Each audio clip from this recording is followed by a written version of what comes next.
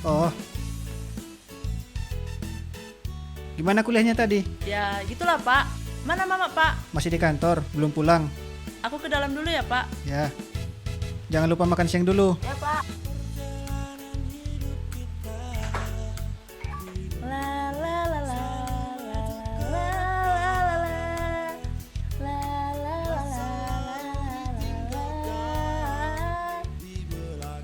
la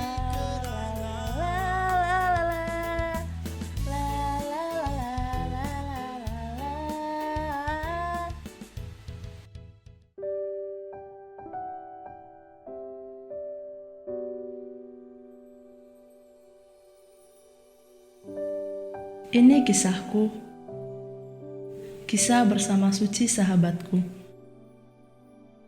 Kisah pilu yang merubah hidupku menjadi lebih baik lagi. Kisah ini kuawali dengan persahabatan kami sejak kecil. Suci orangnya baik, asik, dan perhatian. Sifat kami, bagikan langit dan bumi. Jauh berbeda. Aku orangnya egois, cuek, dan tidak peduli kepada orang lain. Kami terpisah karena harus melanjutkan studi di kota berbeda. Dia tetap perhatian padaku, menghubungiku, menasihatiku, dan selalu menanyakan kabar studiku. Bagikan malaikat yang dikirimkan Tuhan untuk menuntunku. Ya, dia memang orang yang Tuhan pakai untuk mengubahku. Hingga pada suatu saat, wabah corona melanda dunia, mengharuskan setiap orang beraktivitas di rumah saja. Aku pun harus pulang ke kampung dan bertemu Suci. Swabku negatif dan Suci juga. Wabah semakin meluas, banyak orang yang terdampak ekonomi. Penderitaan semakin terasa, banyak juga yang di PHK. Karena penderitaan itu, benar dugaanku, Suci mengajakku melakukan aksi sosial, membantu keluarga yang terdampak.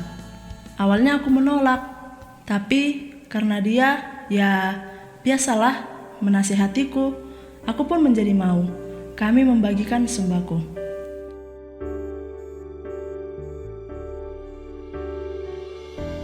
Karena lelah, kami beli buah. Di sana pun, kepeduliannya terus bergelora, bagai embun pagi yang menyejukkan asa. Aku keberatan, aku berontak, tapi ketulusannya benar-benar membuatku galau. Apa benar kebaikan itu berguna? Berguna untuk apa? Bagiku, tak ada yang kurang. Semua tersedia. Aku tak butuh siapapun. Jadi, tak perlu baik pada orang lain, kecuali yang baik padaku. Membingungkan. Tak kusangka, sahabatku Steven baru pulang dari Jakarta. Dia meneleponku untuk ketemuan. Kami pun ketemu. Pertemuan kami hangat. Dia membawakanku oleh-oleh. Dia juga adalah sahabat kecilku. Aduh, makasih ya Steve, jadi aku. Wah, apa nih? Biasalah. Makasih banyak ya. Steve, besok jalan. Hari berikutnya, aku mengajak Suci jalan-jalan, menyaksikan matahari terbenam, sekedar cari angin untuk menyejukkan rasa bosanku di rumah saja. Aku dapat kabar dari telepon kalau bapak punya kuota untuk vaksinasi sekeluarga. Tapi jiwaku berontak. Aku tak mau. Udah.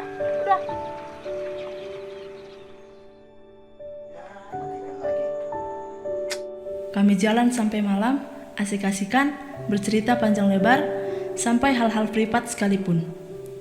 Dia baru bilang kalau dia berencana pergi ke rumah keluarga untuk beberapa hari. Aku sedih, tapi tak mungkin melarangnya. Sungguh, malam itu adalah malam paling pilu dalam kehidupanku. Itulah pertemuan terakhirku dengan Suci. Dia pergi bukan ke rumah keluarga, tetapi ke rumah abadi. Ternyata dia kena corona. Karena dia punya penyakit bawaan sejak kecil, dia tidak kuat menahan virus jahat itu. Dan dia pun menghembuskan napas terakhir. Aku sedih luar biasa.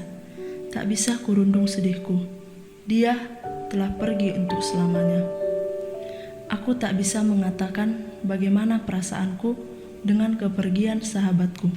Ditambah, aku tak bisa melihatnya untuk yang terakhir kalinya, karena harus langsung dikebumikan. Semua kebaikan Suci tak dapat kuhitung. Perhatiannya yang terus mengalir dalam hidupku sama seperti kedua orang tuaku. Aku telah dianggapnya saudara, sedarah dengan dia. Suci, tenanglah di keabadian. Damailah di keabadian, kembali kemampuan penciptamu percaya. Hah? Tim medis Bandara Kuala Namu ditangkap polisi karena memalsukan tes hasil antigen. Gak betul Indonesia ini bang. Kayak mana lah mau sehat nanti? Aku dikagetkan lagi. Stephen menelponku. Hasil swab antigen menyatakan Stephen positif COVID-19. Tanpa pikir panjang, aku memutuskan untuk swab antigen. Hasilnya pun keluar. Aku dinyatakan positif corona. Aku menangis. Baru kusadari bahwa aku sudah lama OTG. Aku isolasi mandiri. Virus itu tidak berdampak banyak padaku karena daya tahan tubuhku kuat. Setelah kusadari bahwa terakhir kali aku bertemu dengan Suci, sebelumnya aku sudah kontak fisik dengan Stephen yang baru saja pulang dari Jakarta, yang hasil swabnya dipalsukan petugas. Aku merasa menyesal. Aku mengutuki diriku. Suci pergi karena aku, karena keegoisanku, karena kecuekanku. Di sampingnya, aku selalu bersikap sangat kompak, seolah tidak ada wabah, gak patuh protokol kesehatan. Di sampingnya, aku tidak benar-benar memakai masker. Aku bersentuhan fisik dengannya tanpa jarak. Aku tak mendengarkan nasihatnya akan berharganya hidup ini. Dari Suci aku belajar bahwa yang tak dapat dibunuh oleh wabah adalah kebaikan kita pada orang lain. Ya, kebaikannya terus terkenang di pikiranku. Nasihatnya sangat menyesakkan jiwaku. Nilai sebuah kehidupan akan berharga bila kita menghargainya. Aku menyesal tidak segera vaksinasi, meski ada kesempatan untuk itu. Kebaikan dari seorang Suci sahabatku membuatku berpaling kepada Sang Hidup.